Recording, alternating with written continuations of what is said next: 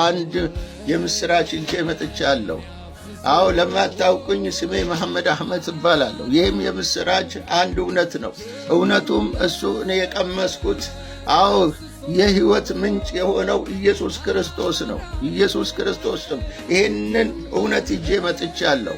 መዳን በሌላ በማንም የለም፣ እንድንበት ዘንድ ከሰማይ በታች አንድስ እንኳን የለም ይላል። የመዳኛ መንገድ ኢየሱስ ብቻ ነው። የሱን ዛሬ ይሄን ኢየሱስ ወደ ኢየሱስ ልጋብዛችሁ ወደዚህ ፕላትፎርም መጥቻለሁ። ኢየሱስ ክርስቶስ ጌታ ነው።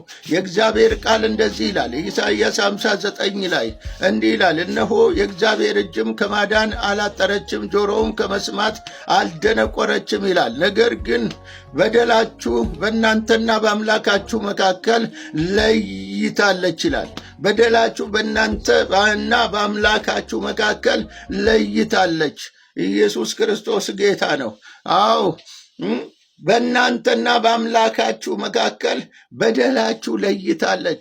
በደልን የሚያስወግድ ኃጢአትን የሚያስወግድ እርኩሰትን የሚያስወግድ አዎ የሚያነጻ ከርኩሰት የሚያነጻ ከኃጢአት የሚያነጻ የኢየሱስ ክርስቶስ ደም ብቻ ነው። ይሄ ደም ስለ እናንተ ፈሷል። ይሄ ደም ስለ ዓለም ትውልድ ፈሷል።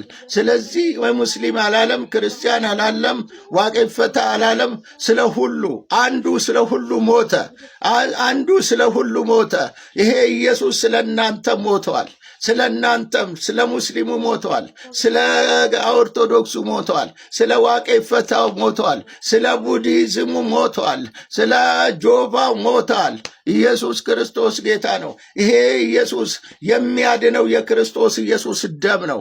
ኑ ወደ እውነት ወደ ሆነው ጌታ፣ ኑ ሕይወት ወደ ሆነው ጌታ፣ ኑ ሰላም ወደ ሆነው ጌታ ታርፋላችሁ።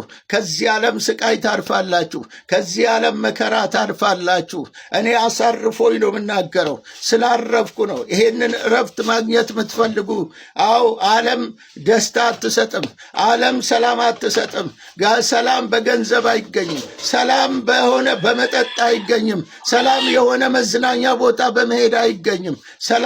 ሰላም የሆነ ስፍራ ሄዶ በመቆየት አይገኝም።